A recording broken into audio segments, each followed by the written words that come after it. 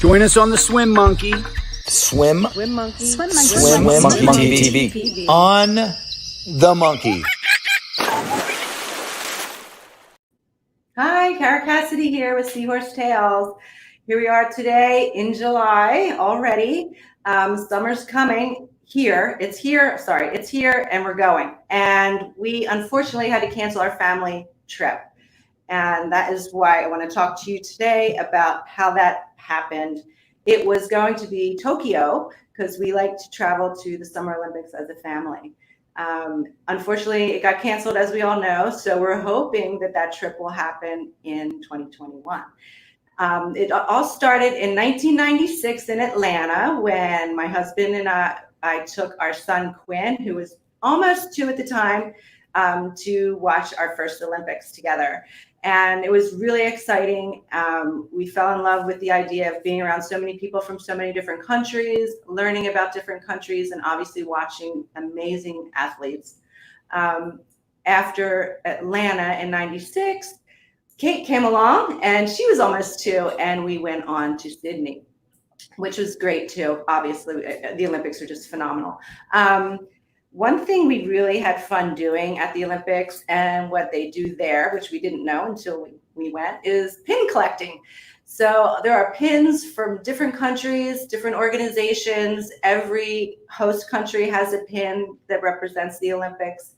So I found our Atlanta pin. That was awesome. And we found our Sydney pin. There it is. We have lots of other pins I can show you another time, but I wanted to bring these 2 on especially because they were the first 2 Olympics we went to as a family. And my guest today is 3-time Olympic gold medalist from Atlanta and Sydney, and that is Brooke Bennett. Brooke, come on in. Hey, Hi, how's Brooke. it going? Oh, I did not know that story. That's so awesome that you guys started the tradition. And that's so long ago. Doesn't that make you feel old if you're saying that your kids were like 2 the same age as mine, right? Yeah. My goodness. Cool. And as a matter of fact, the first Olympics we went and watched was your first Olympics as an athlete. Yeah. And that was the 800 free, Brooke Bennett, Olympic gold medalist. And we actually have that video of the race that I think Joe's going to put up for us. And Brooke, lane 4, it's so exciting to see this.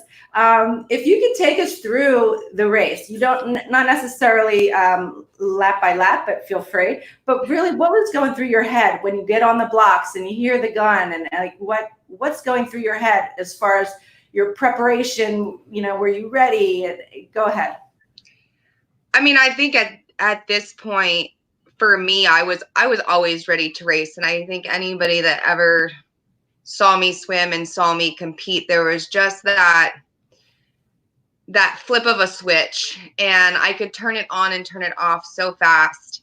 And I was never focused on really who my competitors were, because I was just so focused on wanting to win that, you know, obviously the big storyline in here was my teammate, Janet Evans, who we knew was swimming her last race. This was the end. That she had pretty much announced that she was going to be retiring. And so that was a big storyline. And there had always been a lot of talk. And I think the media loved to play up the camaraderie between Janet and I. And so I think just at an early age, I learned that, you know, I just needed to stay really focused on what I had gone to Atlanta to do and not let the sidelines kind of distract me from my game plan. That's awesome. And I mean, I think that's a champion mindset right there, right? Yeah. So in this race, while we're watching, tell me at what point did you, like, what was your strategy? Was it like, okay, after the 250, I'm kicking it up a notch? Or was there a time in the race you knew it was yours? My coach, Peter Banks, and I had, you know, this was going into my second year as part of the, you know, U.S. national team. I had qualified for World Championships in '94, where I finished 3rd in this event. And that really started my distance. I think the name of, being the distance queen and this and that, and we had started coming into Atlanta and at trials, really focusing on getting out and controlling the race from the get-go. So not worried about, what the other girls were going to do, but kind of make them swim my race. And my thought process and our kind of thought into all of this was, if we could take them off their game, it would be my advantage.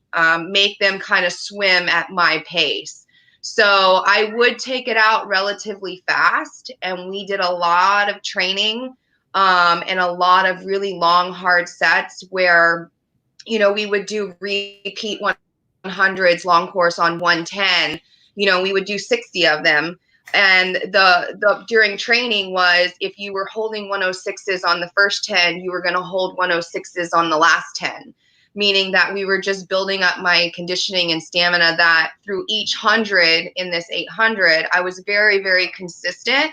But I always had enough, in that last 75 to last 50 to go to my legs a little bit more if I needed to. I wasn't, you can see, and especially on the underwater here, I have a very two-beat kick, but a very powerful kick. I have a lot of hypermobility in my hips and my legs.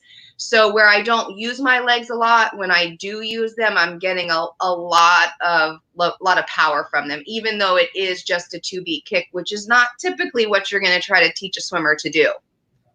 Did you keep the two-beat kick even up through the last 50? Normally going into like that last 100 into the 75, I would try to build it in. But my stroke was solely based off of my stroke tempo. So when I would a lot of times bring my kick in, it would slow my momentum down in my arms, and that would hinder me, actually, not help me. So we never really relied on the legs. We just relied on not dying out and being able to go hard from the get-go. Yeah, that's just incredible. I love that you said you wanted let them swim your race instead of you worrying about where everybody else is. Of course, a coach's dream, stay in your lane, Yeah, exactly. Yeah, I mean, and it is very easy to get distracted, of course, in these environments like this. So I always said it was like you see the horses in New York City with the blinders on, and they want them to focus forward. And that's really all I was doing. I bilateral breathe, so I was always very aware of my competitors. And like you can see here going into the 500, one might think, oh, you've got a pretty good lead. Be comfortable and kind of reserve in case you have to kind of take charge in that last part of it. But for me, it was, every time I would flip turn and I would see, my goal was, could I pull further away from, second and third place, because I didn't want it to come down to a fingernail, because most of these girls that I raced against were much taller than me. I think here in Atlanta, I was maybe about 5'4", 114, 115 pounds. And some of these girls were 5'7", 5'8", and even taller. So if it came down to a head-to-head reach at the finish, I was certainly at the disadvantage at that point. So when you say you have your blinders on, but you can still, your bilateral breathing, so you're able to see the people next to you, are you ever concerned in a race, or were you ever, that you can't see 4 lanes away, you can only see right next to you, and wonder what was going on? Or you just were so focused that you were just, I'm doing it, I'm me, and here we go? You pretty much. Yeah. I mean, I was pretty much, I can only control what I can control. And if I'm really focused on my race and my race strategy, that's all I could really do. I mean, yeah, one would hope like nobody snuck by me and you didn't have that outlane smoke. And certainly here, I couldn't have seen. But the good thing about, and the fun thing about, especially this race in Atlanta, was we're now at like the 600. And the fans are really starting to get into it. I mean, you're on home soil. Atlanta, this was only about a 7 to 8 hour drive for my family. My high school principal was actually in the stands watching this race. So it was just very exciting. And when you kind of hear those cheers starting to come in, I kind of thought, okay, I got this one in the bag. Obviously, I think that they're cheering because they know that USA is about to get a gold medal here. So I think that helped out a little bit as well. Yeah, it's just amazing, really. Just all the training that you do to get to this level. And so were there prelims the day before in this kind of race, or just? Yeah, so in the 800, we swim the morning before, and then you have a full day in between, which is really probably the most nerve-wracking part of all of it. Because for me, I was just like, let's just get this over with. Like, I have enough energy and stamina and endurance. Let's just do it like everything else. Let's not wait a whole day. So that is the hardest part, I think, of the 800, is that we do swim that prelims, and you just have to kind of sit and wait, and you're just waiting and waiting to put all those pieces of the puzzle together for that final race. Yeah, very cool. Were you able to sleep the night before? I for all of my races and stuff, I really never had a problem sleeping. I was pretty lucky. Head on my pillow and just get rest and go to sleep. Yeah, well, I was 16 here, so I know for me at 16, I think I worried less about things than I did as I got older, and certainly now that I'm older, I seem to worry about more stuff. So I had kind of age on my side. I guess you could say young and naive, and you just don't really know what it's all about yet. So the nerves were just like, whatever. Okay, this is fun. I like to swim. I like to race. Nothing more than that. That's awesome. And there it is. How does that feel to watch this? How often have you seen this race? These races are so fun to watch. It's just kind of surreal to me that they were so long ago. I mean, we're coming up on 20 years since the 2000 Olympics. So 24, I was young, and now I'm just old. And no, we're not. I know. At some points it feels like yesterday, and then at some points it just seems like so long ago. But it's always fun to see the races and talk about them and meet somebody and go, oh, I remember watching you, and I go, thank you. It was just a wonderful swimming career. I'm just completely blessed by what I was able to accomplish. For sure, and obviously you earned it. So after Atlanta, were you certain you were going to go for Sydney? Was there even a thought?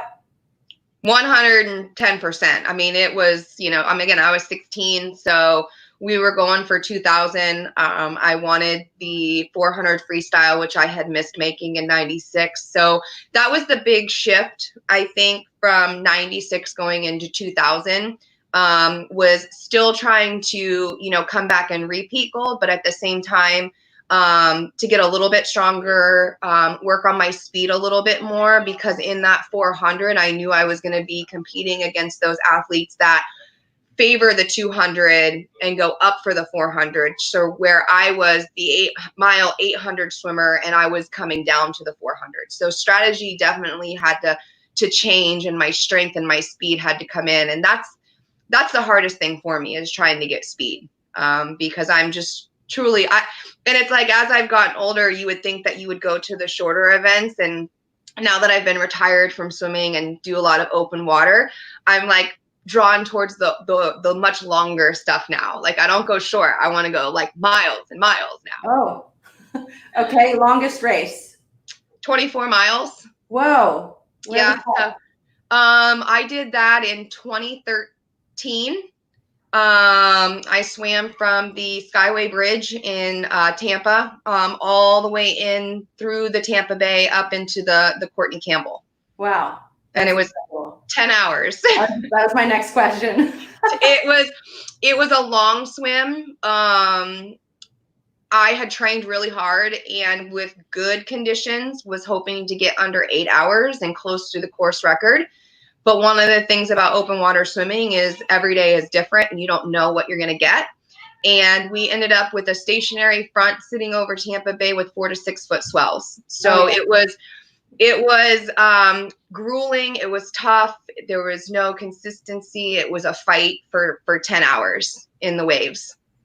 So now do you still do races? You still do miles in the Gulf or travel around and do some of that? So yeah, I mean, I'm slowly getting back into that. So my two boys now, my oldest is 5.5 and my baby just turned 3.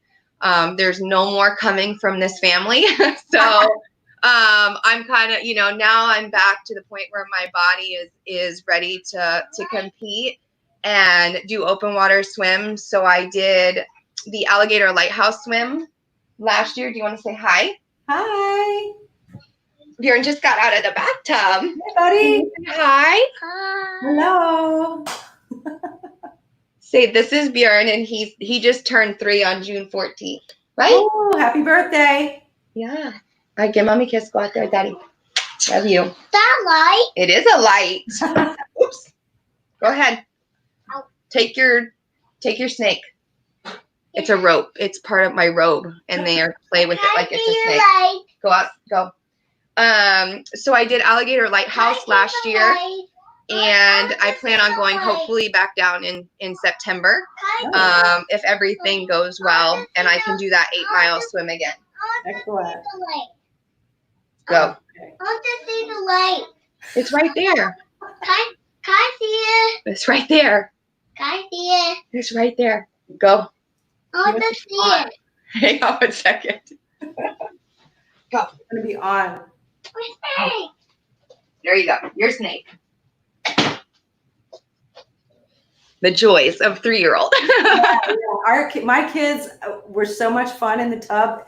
It was like they're in a swimming pool, the goggles, the toys, and they're in there for so long underwater, and they think it's like a little pool. Yeah, my oldest, I can still hear him. He's in the tub, and he'll play and float on his back in there for forever. We don't have a pool at home, but we got one of those really big blow-up pools. Yeah. And it's been a lifesaver since this whole, everything that we're going through, and they go in it and swim and play. And so I do have 2 water babies. I don't know if that's shocking, but that's helpful though, isn't it? It is. They love it. Even when I'm on the pool deck and stuff, which doing lessons, I'm sometimes at a location, haven't been this year. But they love to go and play. They love to interact with the kids, and they're kind of like my guinea pigs. Yeah. My kids were completely that. My oldest boss loves going around to all the different classes, and he'll sit next to a kid crying that's having a hard time, and he's like, "It's not scary. Here, watch this." And he jumps in and does something, and he'll sit with them, and all of a sudden you look over and this kid is no longer crying. And boss is just kind of taken over, like he's the little teacher instructor, and he's like, "It's okay, we'll do it together." My kids were exactly the same way back then, and just like you said, the guinea pig. Quinn was my first student, right? Yeah, and I did all the research to figure out how to make it happen. Yeah, they are. They're great. I mean, I have great pictures of the boys, and I was like, the first question I asked the pediatrician, "Okay, when can I put them in the water?" And he's like, "Just settle. Once their umbilical cord heals, you can put them in." And I have them like laying on me, and God, they were like 3 months old, just laying on my chest. Yeah. And we just started there and just kept going. Yeah. So you taught them yourself, right? Because you have your own swim school. Yeah. Swim school. I was the same way. But isn't it interesting? I get parents that make comments of, I need to get them enrolled in swim lessons because I'm trying to do it at home and they're not listening to me. It's like, well, I'm trying to say, well, it's a profession. You have to be trained to know how to exactly. Yeah. And so where I did teach both my boys, I taught both of them up until they were 2. And then I pushed them on to my other instructors. Okay. And funny enough, Boss was my easy student, would do anything, never cried. Bjorn is my child that doesn't necessarily like to swim because he doesn't want to do the work. He's lazy. And what we tell our parents is like, this is the hardest that they're ever going to work in their life because they have to do it themselves. Yeah. I can't save them. They have to save themselves. Right. And Bjorn doesn't like that. He's lazy. He doesn't want to do it. So he cried with me. Every time we got in the water with his own mother, he cried up until he was 2. Last summer, he worked with 2 of my instructors, never cried. Interesting. Yeah. So it's like I'm like, it's okay. Like, what do you tell your parents? Like, they're going to cry. They're going to be mad, but they're not afraid of it. They just don't understand having to work because we do everything for them. And you have little babies that are, being fed, have their diapers changed. You put their clothes on them, and now they're in the water and they have to roll over and float. Yeah. Yeah. And the parents are there. And it's a separation anxiety sometimes, Yes. They're 1.5. Well, that's, they're crying because you're not there. I try to tell people they're not going to cry because of what's going on in the lesson. It's the separation or something else. And, it's okay if they cry, because I'd rather them be a little upset or nervous and learn how to swim, and like, absolutely. 3 or the 4-year-old, the parent will ask the 4-year-old, well, do you want to swim? And I'm like, why are you asking?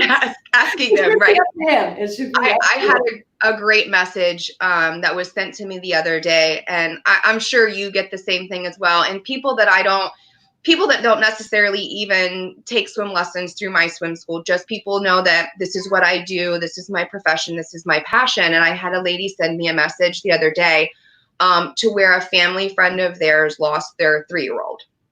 And her son is in swim lessons and constantly asks, when can I stop? And she says, you'll never stop swimming because it's a life skill.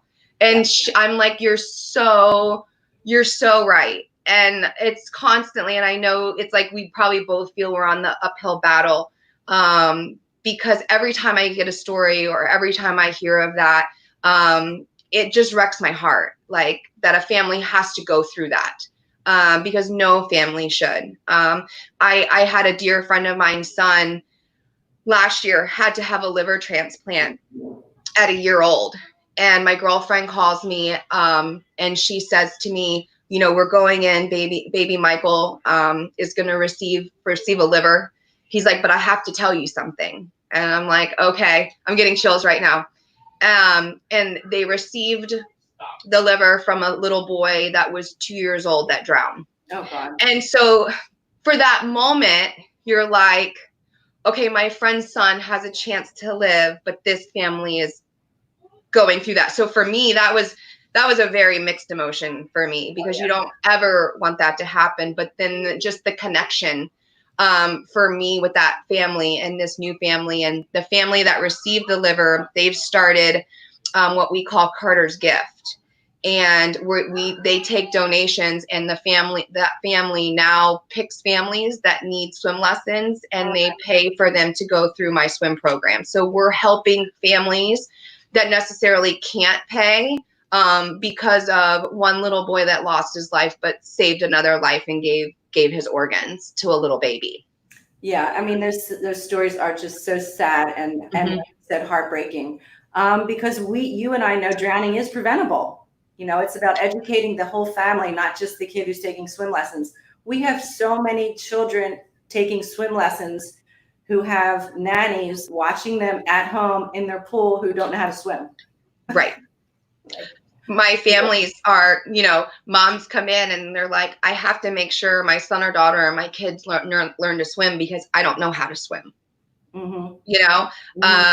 And it's like they're doing the right thing, but at the same time, I tell the parents, I go, well, you need to get in. I said, we need to book you lessons and you need to learn to swim. And they're like, oh no, it's too late. It's too late. I go, it's never too late. Like swimming is, again, you put a baby in the water, and to me, it's the most common thing a baby knows when they're born. They say being born is the most traumatic experience in your entire life. But when you put that baby in the water sooner, it's like that instinct. They understand the feeling of water because that's what they're developing in for 40 weeks. Yeah. So you just a baby naturally knows what to do. But then I tell my families every year you wait, then we have to retrain that. And then you get a 3-year-old in the water, and the 3-year-old is like afraid of everything. I remember my son going through ghosts and monsters and all this kind of stuff. And I'm like, you get that with the kid. Like, I have a little girl now and she's petrified to put her face in the water. And I'm like, honey, it's okay. Let's do it together. It's fun. Like, but it's like you have to break down all those barriers to when you have the babies. It's just like, boom, let's go. And they're floating. Yeah, because when they're young, they don't know the fear yet. Yes, exactly. Yeah, awesome. Yeah. But then with the 3-year-olds, like you said, you do have to break it down because you're building trust with them. And that's what's going to make them learn how to swim. Oh, yes. It's and I will have to tell you, I think the funnest part for me is the kids that are potty training. Miss Brooke, I gotta go pee. Oh yeah. Miss Brooke, I gotta go poop. And I'm like, at the same time I go, are you sure? Or do you just want to get out of swim lessons? Right. Because you have those kids that like immediately get in the water and they're like, and then I have I have a stomach ache. Oh, I have a bite. I have a boo-boo. And I'm like, it's okay. We'll look at the boo-boo after swim. Like they will try anything to distract you. And then they give you the sweetest hugs. Right. Because they're like, if I just hug her and she just wants to snuggle with me, she's not going to make me do the work. It's like you just get all these tricks that I'm like, nope. So I hug them. Oh, I love your snuggles. I love your hugs. Okay, time to float. And they immediately start crying again. It's like, it's okay. It's okay. Yeah. I got you. I have one boy whose mom tells me he loves Miss Kara's urinal. Oh, that's great. He has to use the urinal. Yes.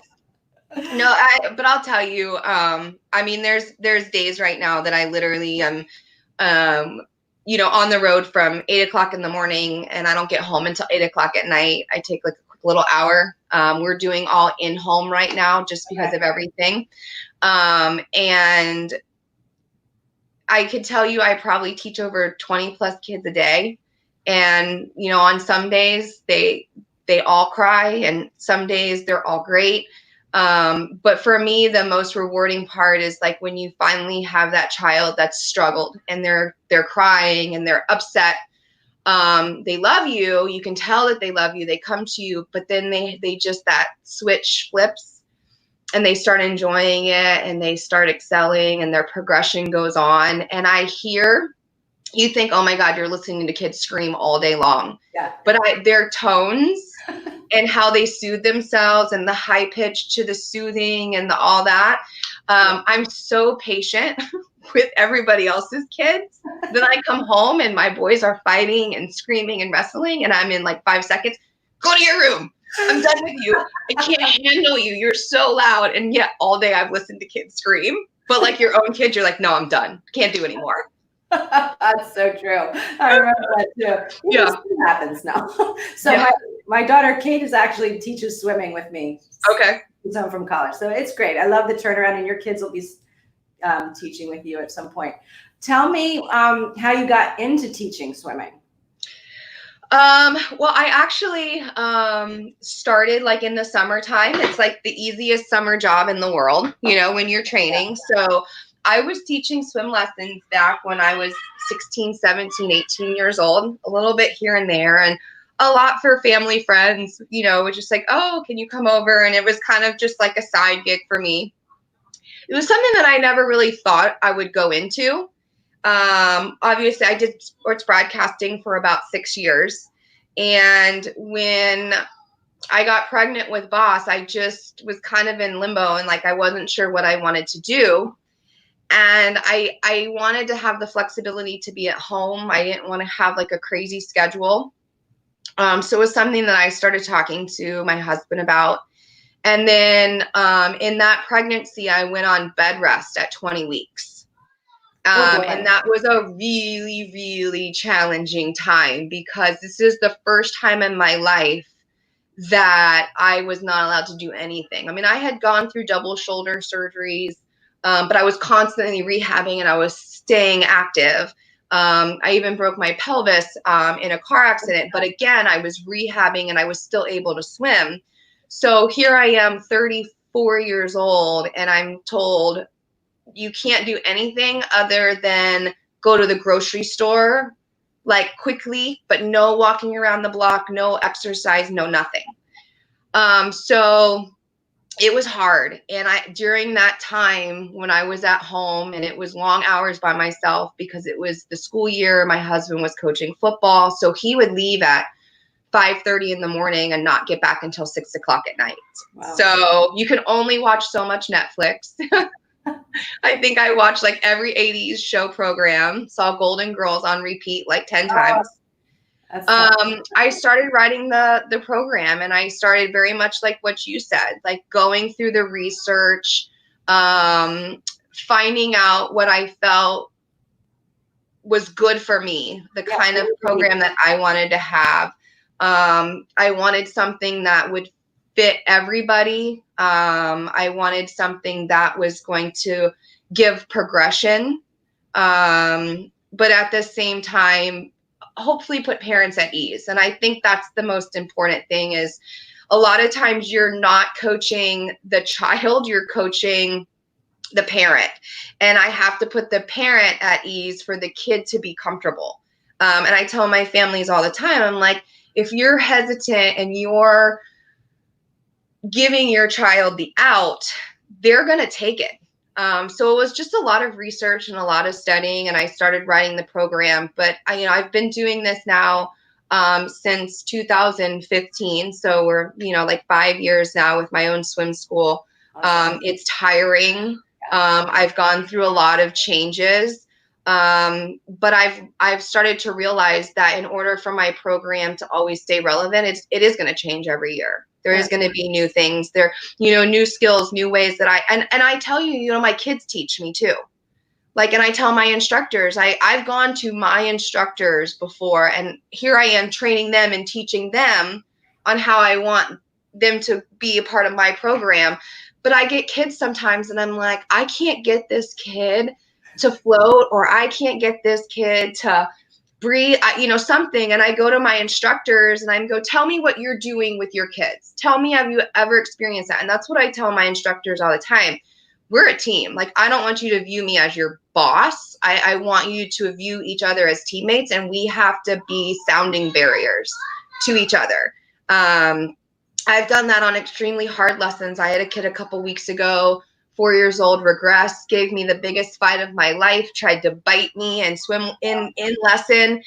And when I finished that lesson, I called my husband and I'm like, I'm exhausted. Like, this 4-year-old just worked me over. And I had to kind of like get it out, because it's every day is a new day, and that child is going to give you something new every day. But at the end of the day, when that baby like rolls over and floats and gets to the wall, like, I'm celebrating, and the parents are looking at me like, what's wrong with you? And I was like, did you see it? Did you see it? Oh my God, I'm so excited. Yeah, I do that too. I'll be watching the teachers teaching someone rolling over for the first time, and I'm in the lobby going to the parents, did you see that? I know. Like, yeah. I'm like, no, you don't realize how hard that is. I know. Yeah, no, it is. And I did an interview last year, and the local media here is great. And I try to get out there and do as many PSAs and stuff for the Tampa Bay area and where I'm from. And I've had families reach out to me that aren't even in Florida. We live in Virginia. Where can I go? I know I had families that I sent to you. I'm like, where are you located? This is where you need to go. I was like, I will research anything for you if you put your kid in swim lessons. Right.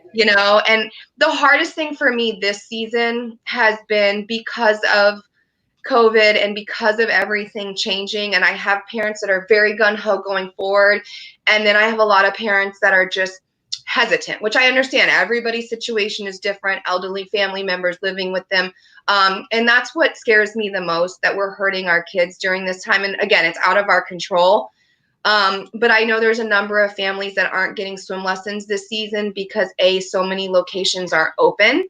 It's been very hard. They don't have access to their own pools and things like that. So, that this season is definitely, it just weighs on me heavily, not because I of the business aspect, but of the safety aspect and saving kids' lives. Yeah, I agree with that 100%. I actually, while we were closed, we kept in touch with our families and, by email, of course, and everything Right. else.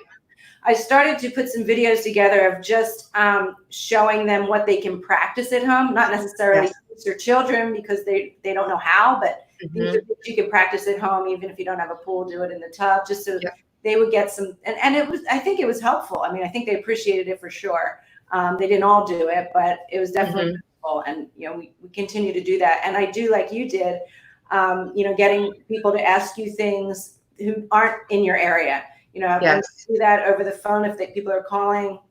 I say, listen, even if you don't enroll, you're not ready to enroll or whatever the reason is, if you have questions about any of the lessons you're ever taking, even if it's not here, just give us a call. Right. I want you to know that we're here for them regardless. Absolutely. And I think, and, we talked about, we saw the Atlanta race and, winning 3 Olympic gold medals is amazing. But truthfully, I think where I'm at now and what I'm doing, I'm just not like, somebody goes, how long are you going to teach swim lessons for? I go, probably as long as I'm able. I'm just not in a profession where there's retirement for me.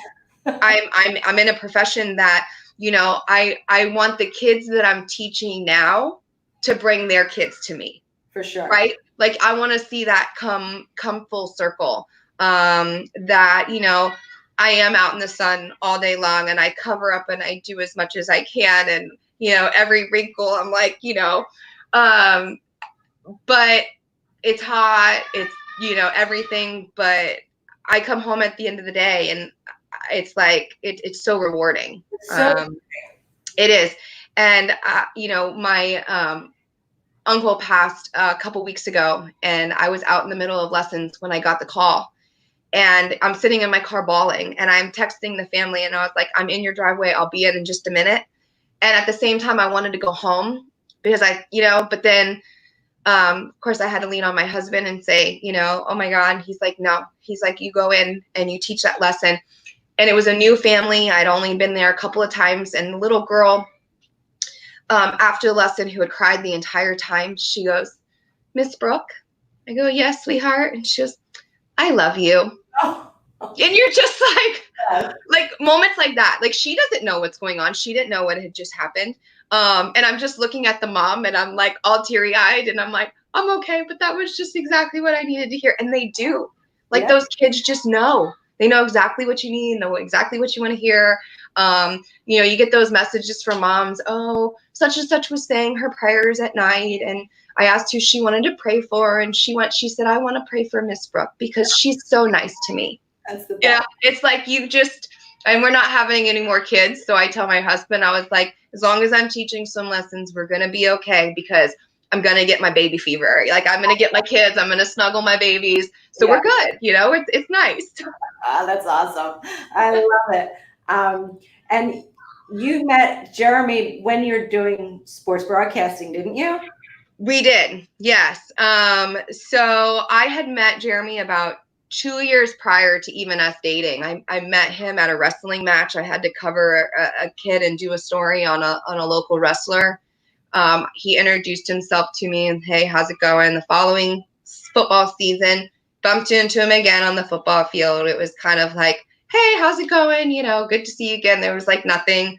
And then like a whole nother year goes around. And we ended up seeing each other like back-to-back weeks. They had a really successful program. And so our station was covering them on Friday nights. And somehow and another, there started, a little bit of flirting here and there. And and it was like hush hush because, you got a football coach, and you've got the reporter. And I was like, we can't talk about this. We're not dating. This is hush hush. I'm not even interested in dating right now is what I kept saying. And then it was like 6 months later. I think I met you and you were with Jeremy and you came to Boca for Swim Across America. Mm-hmm. And you are a spokesperson for Swim Across America, and we were hosting. Yes, that is correct. Yeah. Yep. Okay. So he's now at Northeast High School in St. Pete. He's been there 6 years as the head coach. He's 18 years in the school system. And then we have 2 wild and crazy boys. Yeah. Very wild and crazy. So with Jeremy, I have a question, just because when I married Sid, I knew nothing about swimming. So did Jeremy know anything about swimming when you guys got together? Or was it just like he just learned about, he's in sports anyway, but still, it's a whole different world, right?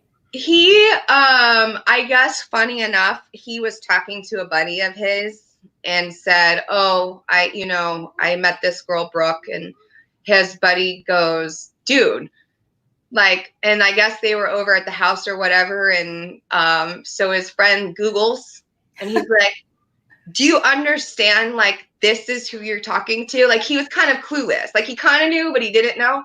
Yeah. And his buddy's like, "She was on a Wheaties box," and he was like, "Okay," which I guess is a good reaction. I mean, he wasn't like totally like awestruck, and he was just kind of like, "All right, I think she's a cool chick," and I was like, "He's a pretty cool dude." Yeah. And he does, Jeremy and I were only dating not quite a year when I did that 24-mile swim. So we were with my dad, and on my dad's boat, he was captaining, and then I had a couple kayakers with me, and Jeremy was on the boat.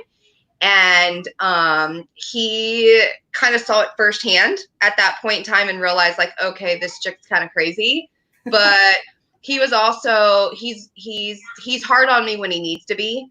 And there was points within that 24-mile swim where I wasn't wanting to fuel anymore. I wasn't wanting to eat. I was getting really nauseous, and he was yelling at me from the boat. He's like, "You're not going to quit.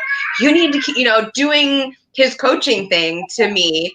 At this, and again, like, it takes a special person to do that, because you want somebody to be loving and affectionate, but you want somebody that's going to say, "I'm going to push you, and I'm going to push you to your max." And he did do that. And then when we came up onto the beach, he literally, like, my body was so tired and I just didn't want to be touched. And you got a guy that's 6'5", 240, and he can so softly, like, wrap his arms around you, and just, he was like holding me up, but like so gently, because he knew like everything in my body hurt, that he couldn't squeeze me really hard. So he's learned slowly.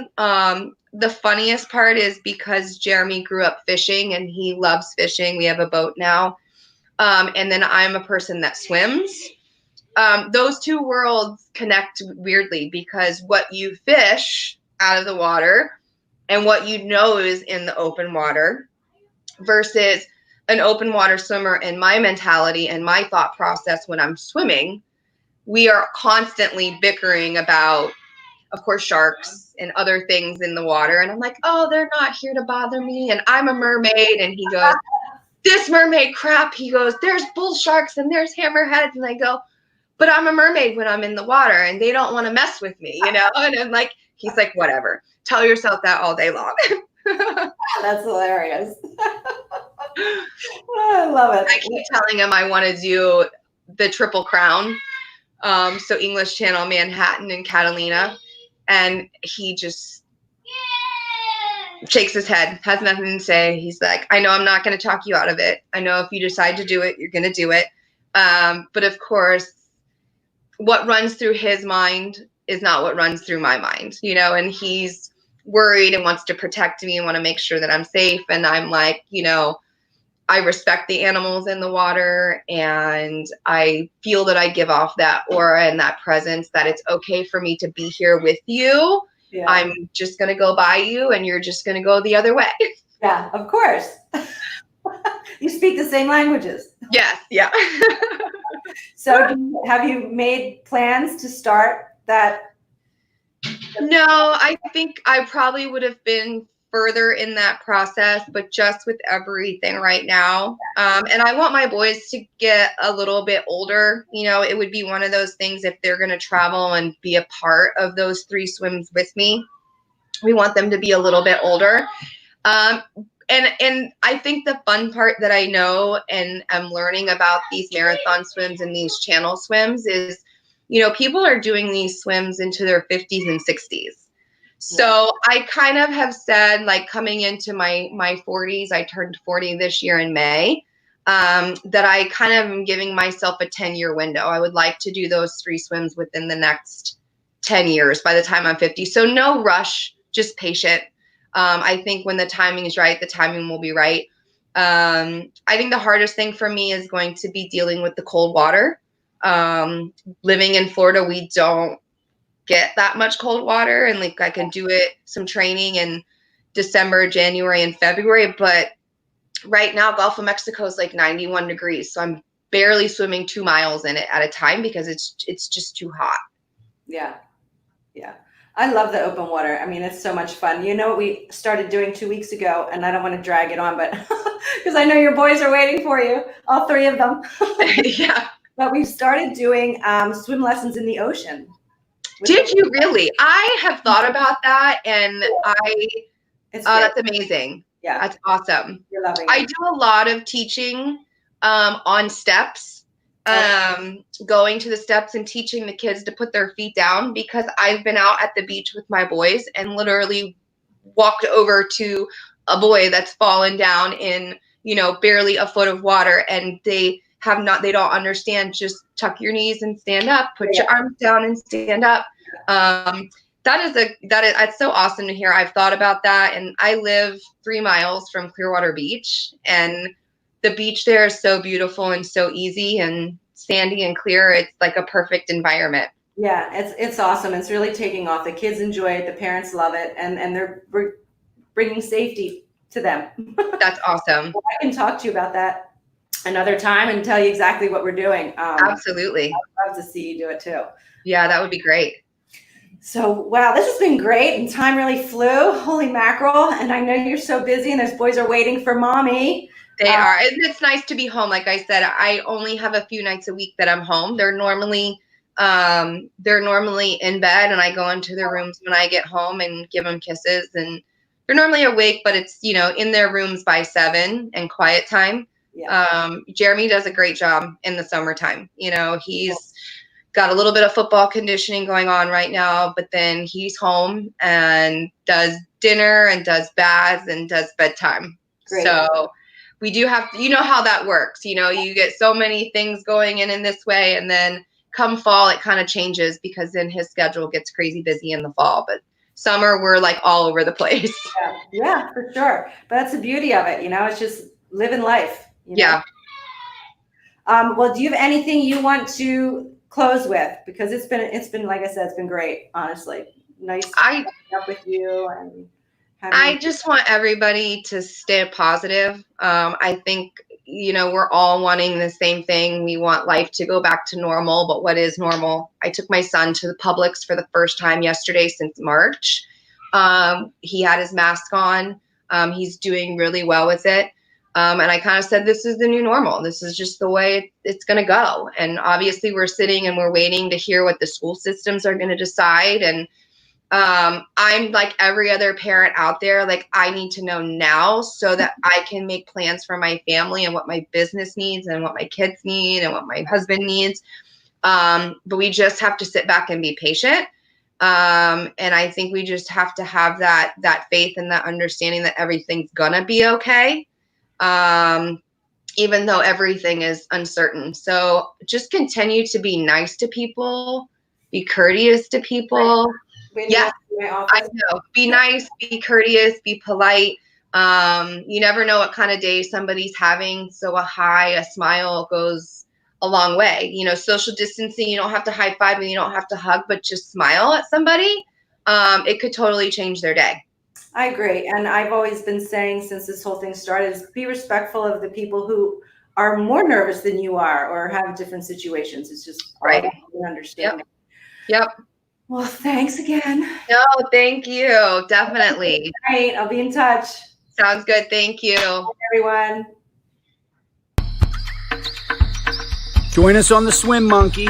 Swim Monkey TV. On the Monkey.